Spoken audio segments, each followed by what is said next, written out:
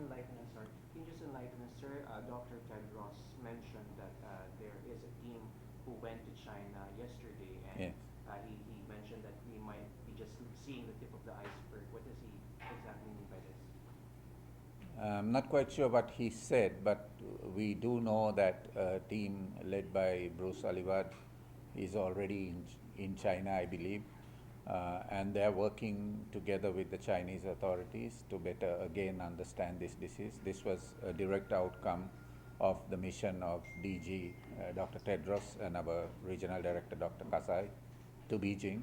And so, following up on that, the team is now on the ground in China, working closely with Chinese authorities, again, to further the understanding of how this disease is transmitted, how it can be detected, how it should be clinically managed, and ultimately to prevent and control its transmission. So since you mentioned the incubation period, there's another study saying claiming that the NOV has an incubation period of up to 24 days. Do we have any information about that Again, study? our evidence points to 12.5 days right now, based on what we have. Although we are saying that quarantine periods need to extend to 14 days, just to be very clear that that's, that's what we have advocated right along, right? Yes. As an extra precaution. Sir, you mentioned before that we can compare the situation of nCoV with what happened to SARS. But seeing now that the numbers are rapidly increasing way faster than it is in SARS, what do we see that's something unique with this nCoV? How is it different from other coronaviruses? Uh, in comparison to SARS, the disease is much milder. There's far more, a larger number of people who are mildly symptomatic, and this may be leading to transmission. Um, and also the very early and extensive testing initiated by the Chinese authorities. I think there is hope now. We've seen a declining trend outside of Wuhan city in Hubei province over the last few days. And I believe we are seeing a declining trend in the total number of cases reported in China last night. So this is possibly evidence that, early evidence, of course we have to still watch and see that the measures being implemented inside Wuhan, Hubei, and in China on the large are working. Sir, when we say that it's milder, is it also tantamount to saying that its symptoms are easily treated or treatable compared to other coronaviruses? Yes, so if you look at the proportion of patients with severe disease, I believe that's now around 14% of all cases. And the proportion of deaths is like 2%.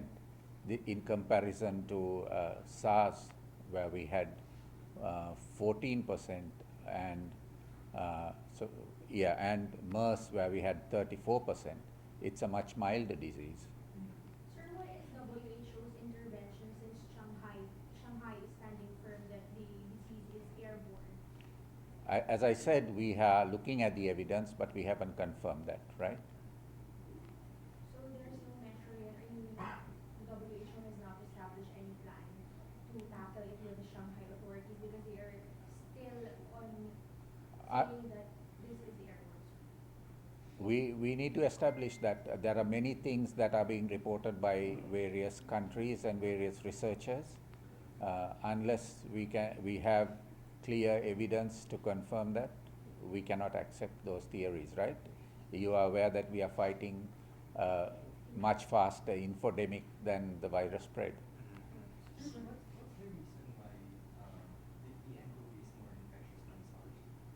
What do we know so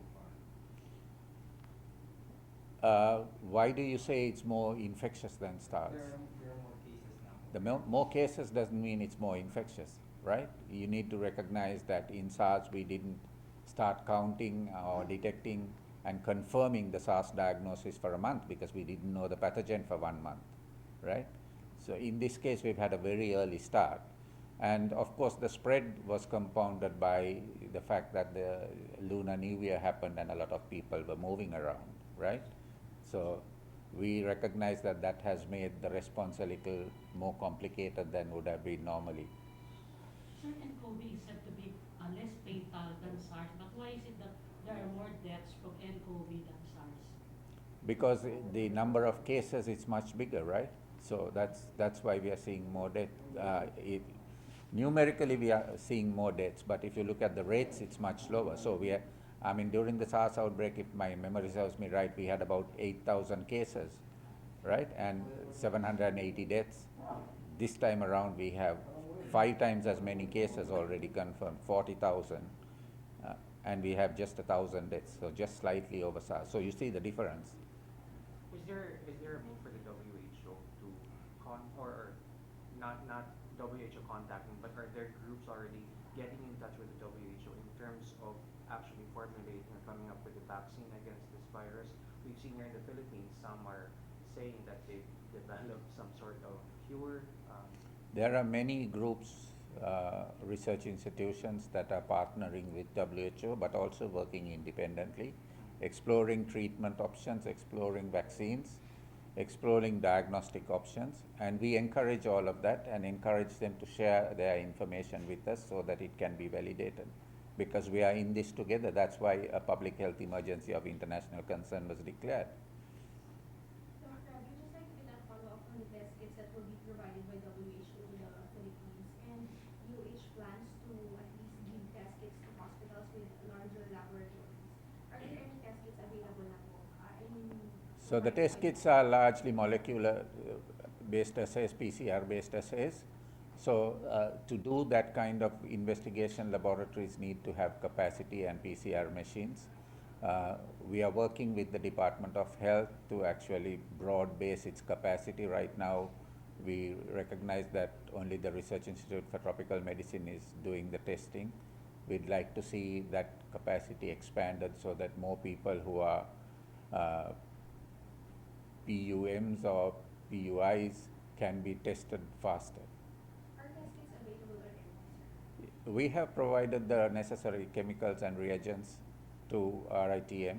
In fact, today also we made a delivery to RITM, so the capacities are increasing.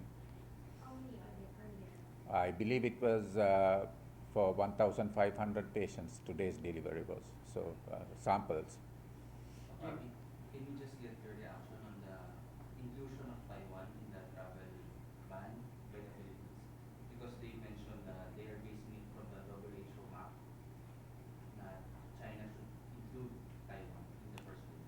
So our recommendations that are that no travel restrictions should be placed.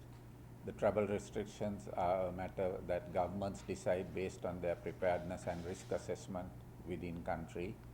And the Philippines decided that they will restrict travel from China and its SARs of Hong Kong and Macau. And I haven't heard confirmation that they have expanded to Macau. To Taiwan. Taiwan, sorry. So there's no recommendation from WHO about We don't recommend travel restrictions. Sir, given the limited knowledge that the WHO already has, and they're still improving what they know, they're still trying to find out more about the virus. How long do you think this global epidemic will last? Your guess is as good as mine. We are optimistic because we are seeing a decrease in the numbers coming out of China, and you do recognize that 99% of the cases are coming out of China, right? So we are hopeful that with the decrease that has been seen overnight, that we may be at the beginning of a decreasing trend. Now, Yeah. How long that will last, I cannot comment. Sir, what's your assessment of our government's response to nCoV? Are we doing enough, or do you have any recommendation? So we are working with the Department of Health to strengthen its preparedness and response capacities. And we are addressing several requests that the department has made to us to improve that capacity. Like what? Like this? So we are supporting them on improving and expanding laboratory capacity. We are supporting them with the containment effort by supporting the surveillance and contact tracing efforts. So all of this is important so that you contain any positive cases and prevent community transmission, right? And right up to now, largely we have not seen community level transmission in this country. So do you think our private hospitals, private and public are prepared in case there's a local transmission? My understanding is that all private hospitals, as per their accreditation, have isolation facilities. And I understand that many private facilities are currently having PUIs and investigating those PUIs. Has the DOH given you an update on the first positive case? We understand that she has already been discharged from the San Lazaro Hospital. I know that her first negative sample was confirmed a couple of days ago. So if her second sample was also tested negative, they could discharge her. Yeah, there's no problem to that. That's our guidelines, yeah. For the first time in the South, there's more than 100 deaths recorded in China due to pandemic. What do you think? Does this mean that the virus is evolving?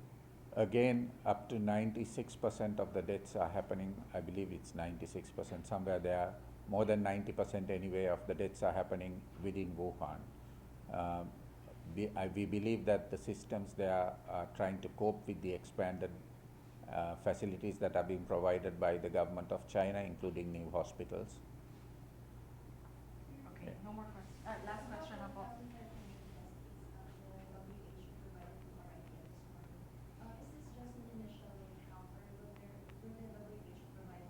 Oh, we are processing another 3,000 is on the way. So it's, I mean, it's stepwise process.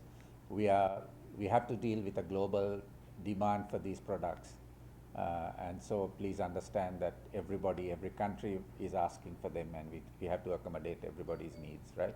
How many test kits should be allotted here in the Philippines, Doctor? It's based on need. So we are trying to ensure that you don't have a shortage.